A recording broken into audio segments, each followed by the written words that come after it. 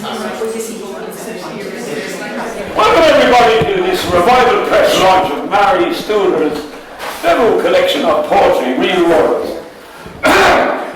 Mary Studer lives in Castleconn, County Limerick. She grew up in Ballymackie, Nina, County Tipperary. Her work has appeared in journals and anthologies at home and abroad. She won the Troker Poetry Ireland competition 2020 and was among the winners of the Bangor Equasti Poetry Challenge in 2019 and 2021 and shortlisted in other competitions.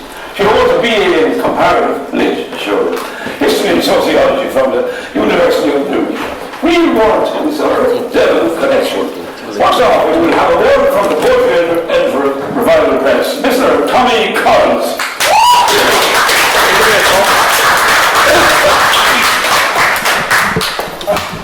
Tom, the thoughts are confident in you, quick shoulder and Irish, Real Words, and Marie Studer.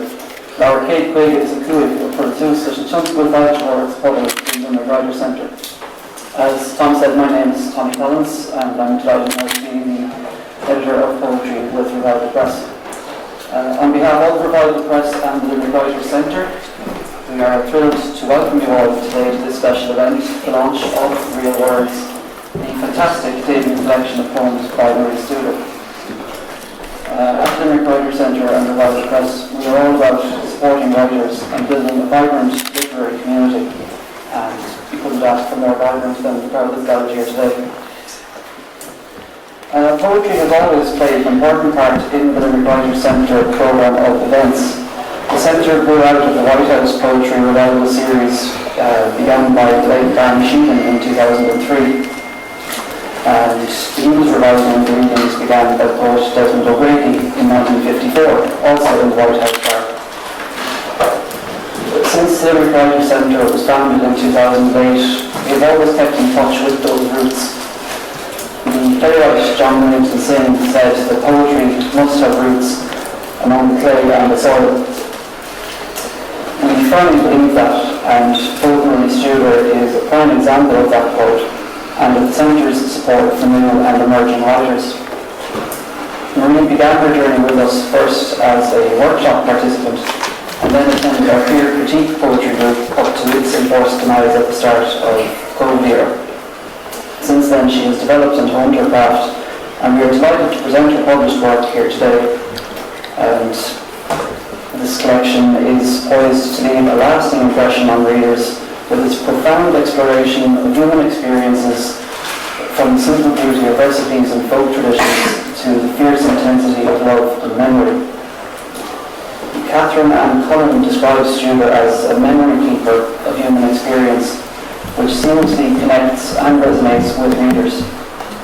Kieran O'Driscoll and Damien B. Donnelly also commend Studer for offering fresh perspectives and crafting meticulously preserved snapshots of life in her exceptional collection. Since 2009, we've been running our community publishing programme, and this afternoon we're celebrating the 155th title published under this initiative. And it is important to us that these titles are always of high quality and accessible to all readers. Pablo Neruda, the Nobel Prize-winning poet, once said, "Poetry is like bread. It should be shared by all, by the vast, incredible, extraordinary family of humanity." And we are taking out of Neruda's book today by sharing Marie Studer's poetry with all of you. We are incredibly proud that the Limerick Writers Centre and Revival Press have been involved with Real Words every step of the way, from its creation to this exciting moment of publication. Before I wrap up, I'd like to extend some heartfelt thanks. First and foremost, thanks to Marie for allowing us to publish her collection. Also, a big shout out to the acclaimed award-winning author and her fellow Nina native, Donal Ryan, who will officially launch the collection shortly. Our gratitude goes out as well to William O'Neill and the staff here at the People's Museum of Limerick, and of course to my wonderful colleagues who have supported tirelessly throughout the years. Last but not least, kudos to Loch Bender, the book designer, for always ensuring that our books are top-notch in quality, and you can see the cover design and everything about this collection is stunning. So congratulations, Marie, on the publication of your words. And here's the poetry that promises to captivate, inspire and challenge readers. Thank you very much, Tommy. A brief word about our guest who is going to launch this. Donal Ryan is also from Nina, and he's published 6 novels and 1 short story collection. In 2016, novelist and playwright Sebastian Barry described Ryan in the Guardian newspaper as the king of the new wave of Irish writers. All of his novels have been #1 bestsellers in Ireland. Ladies and gentlemen, Donal Ryan.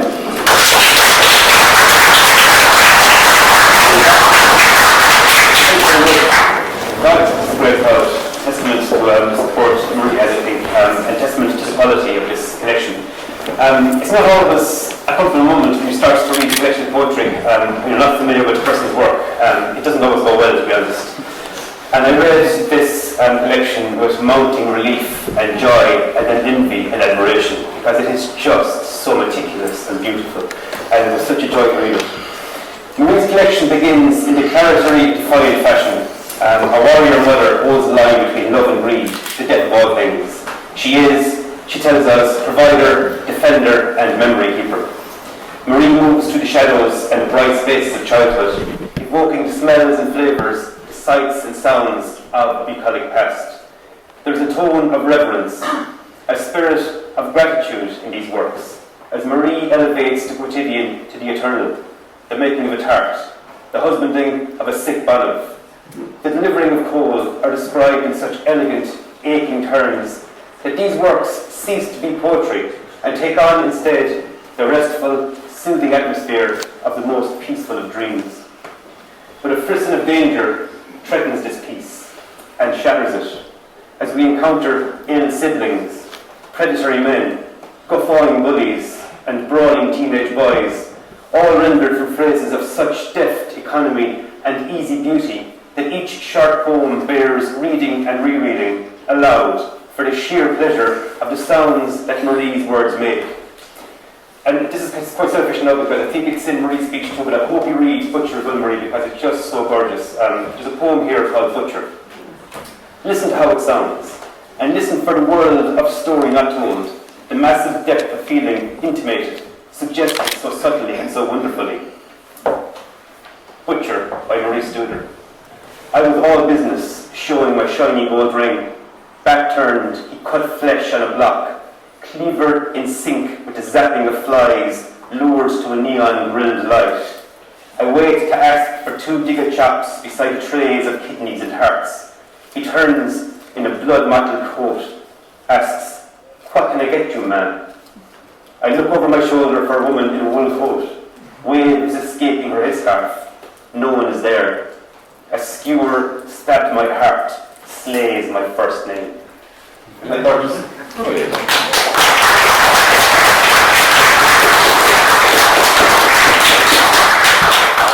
would kill to have written that. Seriously. It's just so perfect. I mean, there's so much there in such a small space. Moving away from our native place to an adopted heartland, Marie dwells on the emotional and physical privations of war and its aftermath, and back again to an Ireland pockmarked by the unmarked graves of innocent children, whom Marie addresses in her poem, Vigil, issuing a promise that they will someday be properly interred and commemorated. Only then will you hear the lullabies, the breezes blow, the long, slow notes your mother has always sung for you, like the first booties they knit for you, they tucked in their cardigan pockets to palliate pulsing furrows in the cradles of their breasts. Isn't that incredible? In her emotionally charged, yet magnificently restrained observations of aging and care, the ways that memories are fashioned, refashioned, and called upon for sustenance, the things we must do for ourselves and for those we love in the time before death, Marie reveals a deep sensitivity, an acute awareness of the nuances of grief and of letting go. Her poem, Breath, recalled for me, in a very profound way, my own mother's death earlier this year, and I think it's a poem that resonates with so many people. From the achingly elegiac atmosphere of the first half of this wonderful suite of poems, to the celebratory and gustatory delights of the tree, there are moments, and on the day of your birth, Marie celebrates parenthood, grandparenthood, and the emotional and physical landscapes that we occupy, sometimes happily and healthily, and sometimes in the shadow of sickness and strife. There's a striking, salutary power to the manner in which Marie bears witness to our atrophying, overheating world. In a moment of wry genius, she evokes Wordsworth's misty-eyed vision of daffodils and subverts the romantic to evince a sense of impending disaster.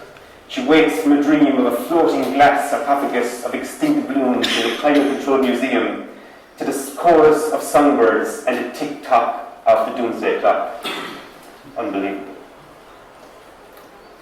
Our beloved Shannon River flows through the closing portion of this deeply sensitive and affirming work, where we encounter in the collection's longest poem a sublime paean to this place, and a gloriously unexpected convergence of Rumi, Cromwell and Springsteen, reminding us of the infinite importance of the land and the water from which we spring, that nurture and nourish us, and that sustain us all. All of the vast declensions of existence between life and death are witnessed with Marie's unerring artist's eye and sublimated in devastatingly precise, original and gleaming language into art. Marie heeds the call of Heaney to all poets, to let go, let fly, forget, to let others wear sackcloth in the ashes, and to write for the joy of it. As deeply emotional a note as she strikes in this collection, these are works more of commemoration than mourning. As cautionary and salutary advice, it is equal parts hopeful and celebratory. This is a volume full of hope and joy and love. This is a collection to be treasured. It's an honour to speak for it, to read from it, to commend it to you, and to declare real words to be launched. Thank you.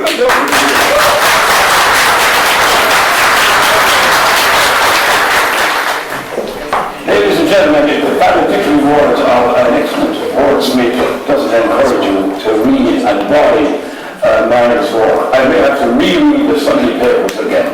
As I said, now listen. Ladies and gentlemen, the lady of the hour, Marie Storm.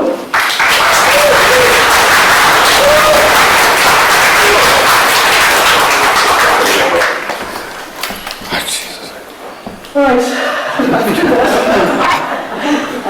Where's Donal? All right. Donal, I'm so honoured that you're here today, and even though you have another event up the country, you chose to come here and launch Real Words, and for that I am so thankful. I greatly appreciate your close reading of the poem and your eloquent commentary. Thank you so much.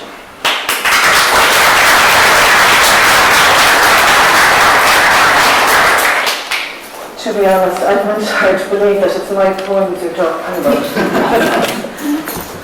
Thank you to the People's Museum of Limerick for the use of this beautiful space.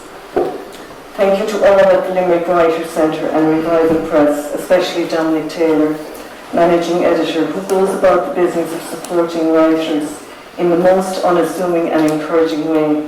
Thank you, Dominic.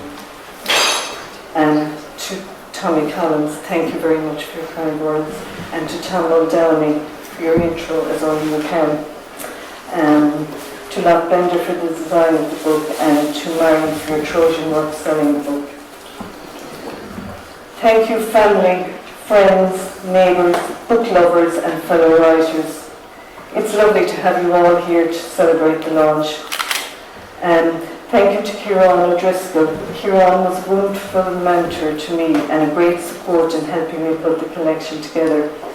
To Damien Donnelly, who travelled from Dublin, a fantastic supporter of poets and the arts, and like Kieran, he wrote a very sincere and encouraging commendation.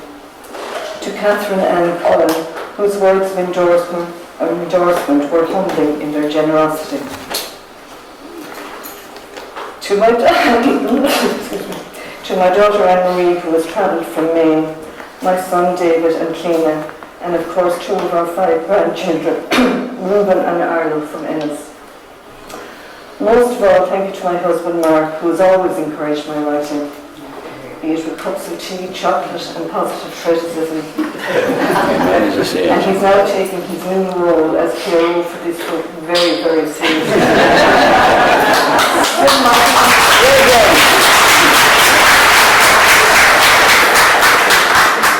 Some might even say with missionary zeal. Many of the poems in this collection started out as thoughts scribbled on scraps of paper. The goal wasn't to publish, but was a creative outlet, a safe space to bring me to a place of understanding.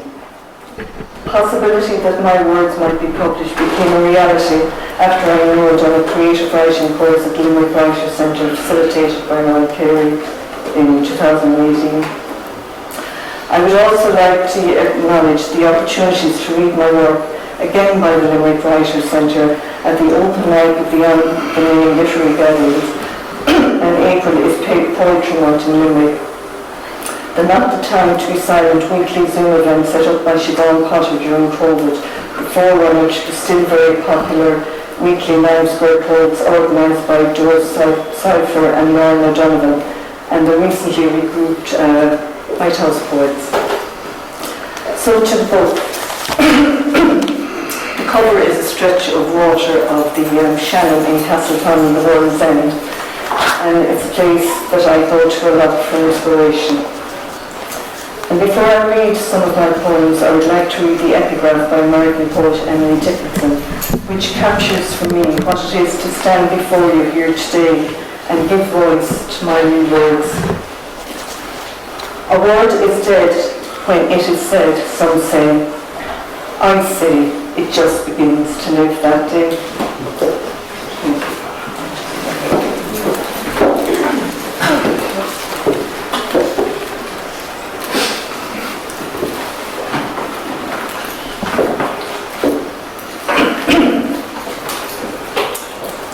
So the first poem I'm going to read, it's set in the kitchen of today, the kitchen of childhood, and it's about, I suppose, how the small things become significant memories.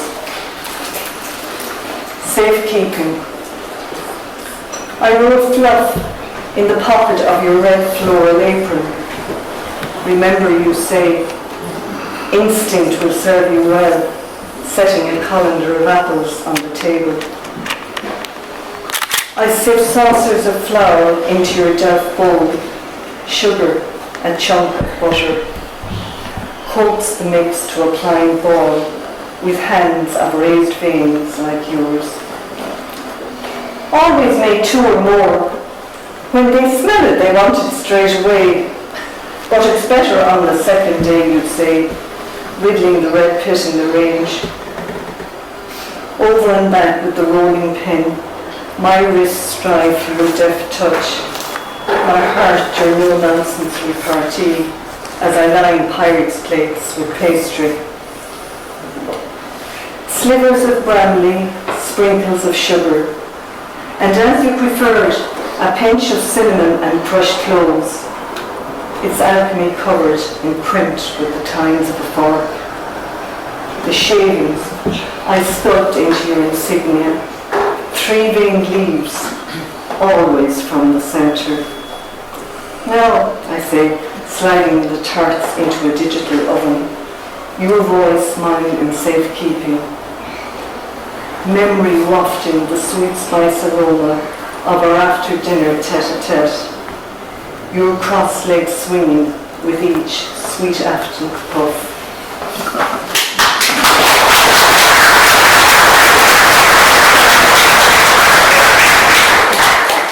That was obviously from my mother. And it makes me weep for my father. So usually as kids we got these little small thin Cadbury's bars or milk chocolate, but on this occasion it was a marshmallow. Treasure. I see you dip into a brown paper bag, pull out a promise, slide it across the table with the swagger of throwing dice. The red silver package wafts exotic notes of treasure. I pick until the last mosaics melt on my tongue, suck the snow-white dome clean off the biscuit base. Sandals kicking pleasure on the legs of the chair. You flatten the wrapper with your big daddy palm. One half you curl round your middle finger, the other you pinch, and with sleight of hand you conjure a chalice, present to 4-year-old me.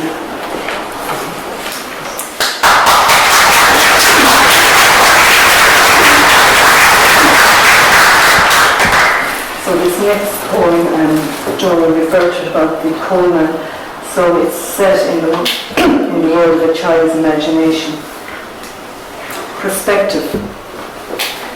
Perched on a chair, I saw him hoisting coal from the trailer, one hand clutching the top of a burlap sack, the other by his side, pans as big as men's dinner plates. Man scrubbing pots at the sink said, "That man is fit to support the Eiffel Tower." I saw a joint with a crack in their face, a jigsaw in shades of brown, grey and black. Curls escaped his greasy flat cap, a tangle, I imagined, with nests of black eggs, a job for the smelly stuff, and a fine comb as wide as a rake. Boots like boulders hit toes. I pictured claws, and ducked when he waved. This I was made to engage. Inhale stink like the whiff from the hen house.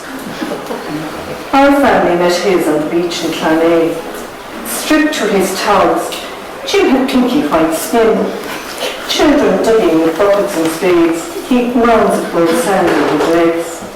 His toes on parade, shiny as mother of pearl, neat as a freshly clipped box edge. His brown eyes, soft and rich as the toffees he offered from a brown paper bag.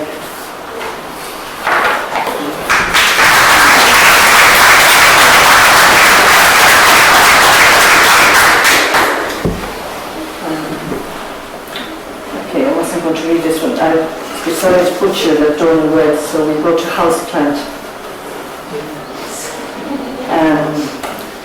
Okay, I don't think it needs any introduction, so I'll just go straight ahead. Houseplant. At 7:57, the last car leaves the cul-de-sac of a new housing estate. She pushes the back wheels of a sprung Silver Cross pram, forwards and backwards on fitted brown carpet dotted with spirals. A cup on the floor is stained like the leaves of a plant in the corner, a desert imposter. Tannin maps taunting her knowing, though she agrees with them all. She does it all.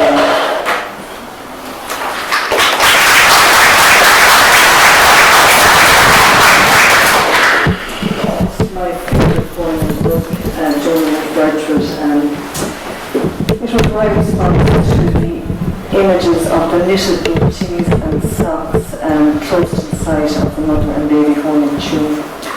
And they were all on the trees and on the railings, and sure everybody is very familiar with them. Vigil, in memory of the Tuam babies and the families who wait. Trees and rails fleck umber and purple, blues and pinks in crucial loops of soft spun wool, ribs of plain and pearl. Heels turn to be the vigil keepers until you are gently laid to rest in heirloom earth, covered in wreaths of daisies and buttercups. Only then will you hear the lullabies the breezes blow, the long slow notes your mothers always sung for you. Like the first booties they knit for you, they tucked in their cardigan pockets to palliate the pulsing furrows in the cradles of their breasts.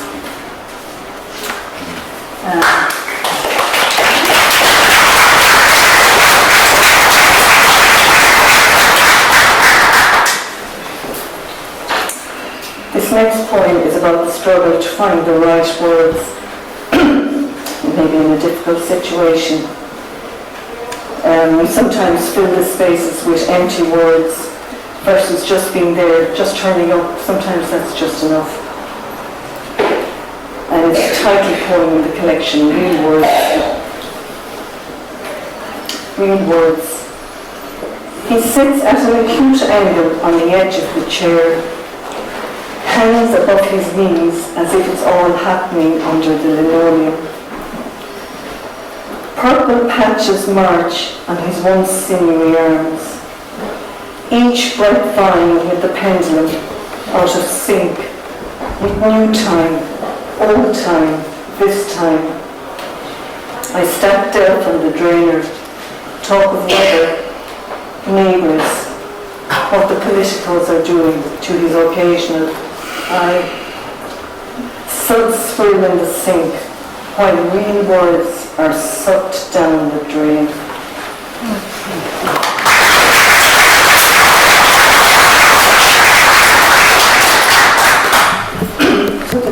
Excuse me, there's a poem dedicated to all 5 grandchildren in this collection, but obviously I'm not going to read them all. But I think Ruben is here today. Is he still here? Okay, Ruben, this is for you.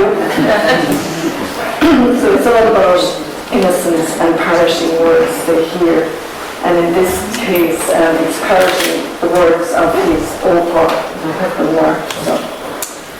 A question of words for Ruben. Why do you send the birds away? My pint-sized grandson asks, as I peg mesh and bushes, teeming with berries, borderline black purple pearls. You love breakfast blueberries, muffins, scones like a Joel, and the birds still feast in the garden, seeds from the wild and the feeder. Sharing is caring, his rejoinder. Words picked from the net of every day. I smile, kiss his blonde curls, release one bush until he goes home.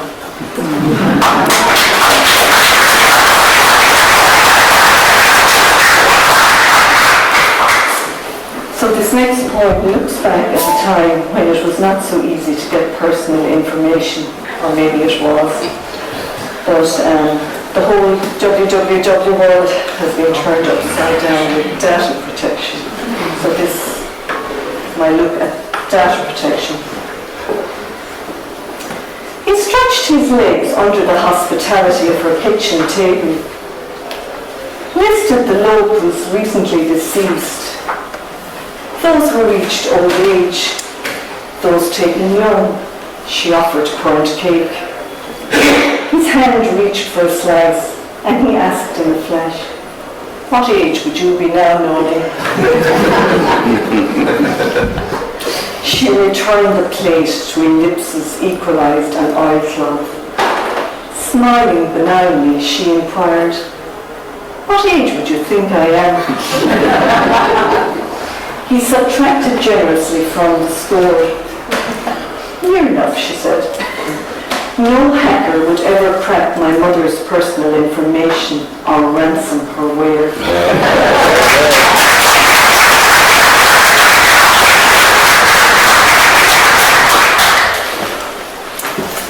So there are a number of poems under a general heading Shannon sequence in this book, and a lot of them are around that area of the World's End. But I'm actually not going to read one of those. I'm going to read this one here for those of you that are still buzzing from the Ireland we wrote yesterday. And it was this poem is about myself and Mark had been there before me, but my first visit to Thomond Park, and it wasn't for a rugby match, it was for the Bruce Springsteen concert. Other than that, I'd never been to Thomond Park. Wet Home Stadium. Thomond Park rift fever pitch. Limerick, he bellowed, the switch to be a show choir put away our frowns when at last the bus came to town. Was the early arrivals treated to a bonus greet, thank you with a warm-up suite. Hearts of stone and a journey beat. Does this bus stop at 82nd Street? Summer sun refused to go down, knowing the boss was in our town, to preach the gospel rock and roll while we gyrated beyond control. Trumpets and trombones pumped fanfares, stirring spirits to live in jetland, and the shiver of the 3D fender beat the treaty stone's surrender. The hush like a benediction at American crucifixion. Trayvon Martin, rest in peace, brothers navigating tripwire streets. We trod the milieu of river, like Shona, our own dream giver, solidarity odyssey, out past the island and plastic. He took us to the promised land, missionary boss and his band. The parting shot, we're not alone. Ah yes, we take care of our own. Question? Buzzing in the Red Home Stadium, galvanized to glow like radium. One night, not afraid of the dark, a sanctuary in Thomond Park.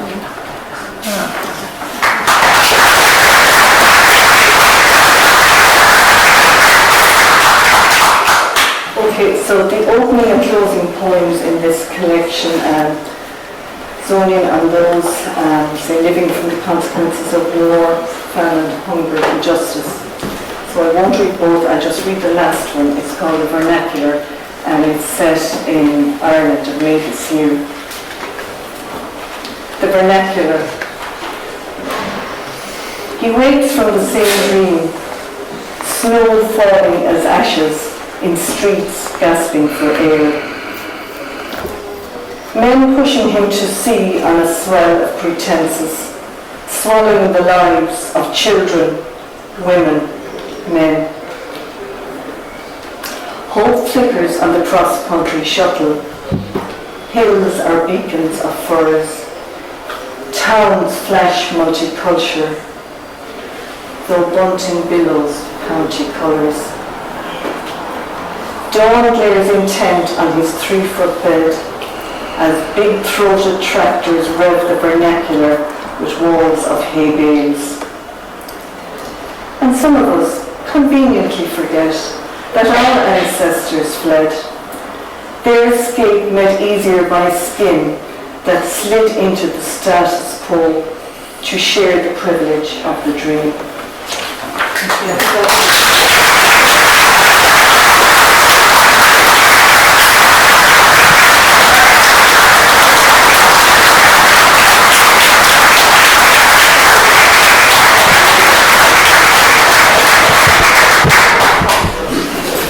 Thank you very much, Marie Sewler. Read words of the author. Copies are available now, do the decency, and then your wallets having recovered from the shop, reviving drinks for the cognoscenti over there. Good evening, folks.